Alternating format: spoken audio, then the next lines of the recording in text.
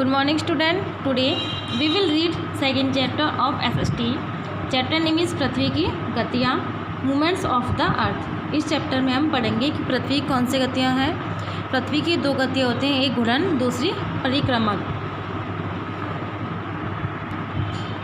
जिसमें घूर्णन में पृथ्वी अपनी धुरी पर घूमती है, उसको घूर्णन के नाम से जाना जाता है। और दूसरा जो उसकी गतियाँ हैं, पृथ्वी सूर्य के चारों ओर घूमती है, उसको हम परिक्रमा कहते हैं।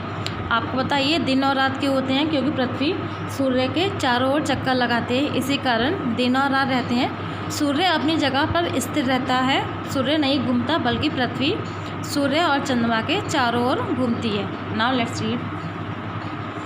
पृथ्वी पश्चिम से पूरब तक 24 घंटों में एक बार अपनी धुरी पर घूमती है। यानी पृथ्वी जो हमारी घूमती है, पश्चिम से पूरब तक घूमती है। इस गति को घूर्णन के नाम से जाना जाता है।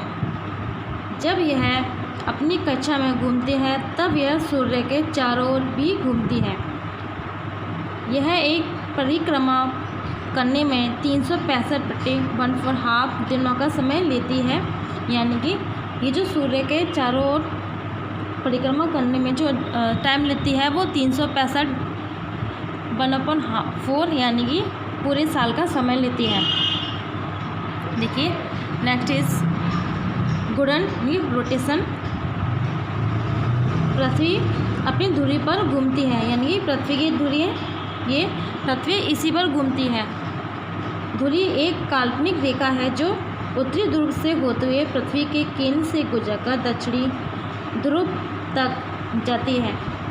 यह अपने अक्ष पर पृथ्वी की समतल कक्षा से 60 हाफ कोण पर झुकी हुई है। पृथ्वी यानी कि अपने अक्ष पर 66 हाफ कोण पर झुकी हुई है। घूर्णन के कारण दिन व रात होते हैं। जैसे जैसे पृथ्वी घूमती है, सूर्य की ओर आने वाले भाग में दिन होता है तथा दूसरे भाग जो सूर्य से दूर होता है, उसमें रात होती है। देखिए यहाँ पर चित्र दिया हुआ है, ये सूर्य है और पृथ्वी इसके चारों ओर घूमती है। यानी कि पृथ्वी का जो भाग सूर्य की ओर है, वहाँ पर हमारा दिन है, और जो पृथ्वी का पिछला भाग है, वहाँ पर हमारी रात होती है। यानी कि जैसे जैसे पृथ्वी घूमती जाती है, दिन और रात में परिवर्तन होता रहता है। द नेक्स्ट इज घूर्णन महासागरीय धाराओं के प्रवाह तथा पवन की दिशा को भी प्रभावित करता है। इसके कारण ज्वार भाटा भी आता है, जो कि दिन में 2 बार महासागरीय जल का उतार चढ़ाव होता है। यानी कि पृथ्वी की जो घूर्णन है, वो पवन की दिशा को भी प्रभावित करती है, जिससे कि समुद्रों में ज्वार भाटा आता है। यानी कि समुद्र का जो जल है, उसकी लहरें ऊपर उठती हैं, उससे ज्वार, और वही लहरें जो नीचे गिरती हैं बड़ी बड़ी, उनको हम कहते हैं भाटा। पूर्वी स्थान को सूर्य पहले दिखाई देता है तथा इनका समय पश्चिम स्थानों से आगे होता है। यानी कि जो पूर्वी स्थान है, वहाँ पर सूर्य सबसे पहले दिखाई देता है और उनके समय में भी अंतर होता है। इसलिए जापान जो पूर्वी गोलार्ध के ठीक पूर्व में पड़ता है, सूर्योदय की भूमि कहा जाता है। यानी कि जो हमारा देश जापान है, वो पूर्वी गोलार्ध में पड़ता है, इसलिए उसको सूर्य का देश कहा जाता है, क्योंकि वहाँ सूर्य सबसे पहले दिखाई देता है। नेक्स्ट इज परिक्रमण, रिवॉल्यूशन। जब पृथ्वी अपनी धुरी पर घूमती है, तब यह सूर्य के चारों ओर भी घूमती है। यानी कि जब पृथ्वी अपनी धुरी पर घूमती है, तो ये सूर्य के चारों ओर भी घूमती है। पृथ्वी 30 किलोमीटर प्रति सेकंड की गति से सूर्य के चारों ओर घूमने के लिए एक निश्चित मार्ग लेती है। इस मार्ग को कक्षा कहा जाता है। यानी पृथ्वी सूर्य के चारों घूमने के लिए, यानी कि वो 30 किलोमीटर प्रति सेकंड की गति से घूमती है और एक निश्चित मार्ग पर घूमती है। इस मार्ग को कक्ष के नाम से जाना जाता है। पृथ्वी के समान दूसरे सभी ग्रह अपनी कक्षा में सूर्य के चारों घूमते हैं तथा सूर्य के चारों घूमने में लिया गया समय उनके सूर्य से दूरी पर निर्भर करता है। चंद्रमा पृथ्वी के चारों ओर घूमता है तथा एक परिक्रमा को पूरा करने में 27 दिनों का समय लेता है। यानी कि चंद्रमा, यहाँ पर चंद्रमा पृथ्वी के चारों ओर घूमता है, नहीं कि पृथ्वी घूमती, तथा एक परिक्रमण को पूरा करने में 27 दिनों का समय लेता है। यानी कि चंद्रमा पृथ्वी के चारों ओर घूमने में जो समय लेता है, वो एक 27 दिन का लेता है। पृथ्वी को सूर्य के चारों ओर घूमने में 365 1/2 दिनों का समय लगता है, परंतु हमारे कैलेंडर में एक वर्ष में केवल 365 दिन होते हैं।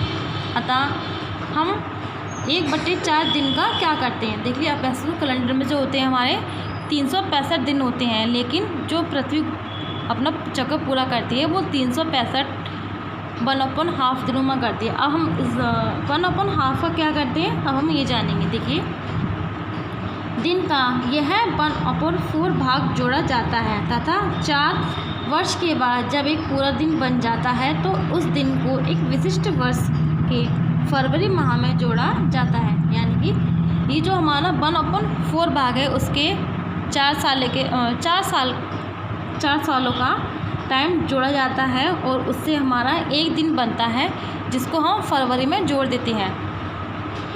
तभी 4 साल के बाद जो फरवरी होती है वो हमारी 29 दिन की होती है। वैसे तो फरवरी हमारी 28 दिन की होती है, लेकिन ये 1/4 को जोड़ने के बाद जो एक दिन बढ़ता है उसको हम फरवरी में जोड़ देते हैं। इस वर्ष को अधिवर्ष लीप ईयर के नाम से जाना जाता है। यानी कि फरवरी में जिस दिन 29 दिन होते हैं उस वर्ष को हम लीप ईयर के नाम से जानते हैं।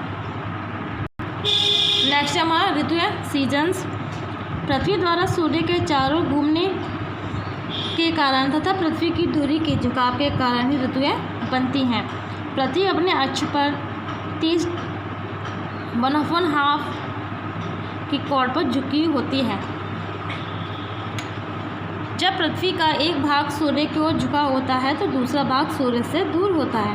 ये वह भाग जो सूर्य को झुका होता है उसमें ग्रीष्म ऋतु होती है। यानी कि वह भाग जो सूर्य को झुका होता है वहाँ ग्रीष्म ऋतु होती है, और जो सूर्य से दूर वाले भाग होते हैं वहाँ शीत ऋतु होती है। यानी कि जो अब गर्मियाँ हैं, क्योंकि सूर्य का भाग पृथ्वी को झुका हुआ है इसलिए ग्रीष्म ऋतु पड़ती है।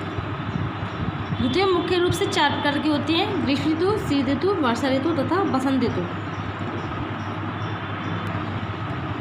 22 दिसंबर को दक्षिणी गोलार्ध में सूर्य प्रत्यक्ष रूप से मकर रेखा के ऊपर होता है तथा इसकी धुरी का झुकाव दक्षिणी गोलार्ध को सूर्य के समीप ले आता है, तो यहाँ गर्मी होती है।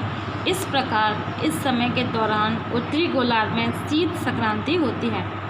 उत्तरी गोलार्ध में यह सबसे छोटा दिन होता है। यानी कि जो है उत्तरी गोलार्ध में हमारा सबसे छोटा दिन होता है। नेक्स्ट 30 दिसंबर तथा 21 मार्च को सूर्य भूमध्य रेखा के ठीक ऊपर होता है।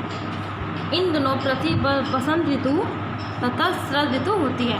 30 दिसंबर और 21 मार्च को सूर्य जो हमारा भूमध्य रेखा के ऊपर होता है उस दिन बसंत ऋतु और शरद ऋतु होती है, जिसे उत्तरायण संक्रांति तथा शरद संक्रांति भी कहा जाता है।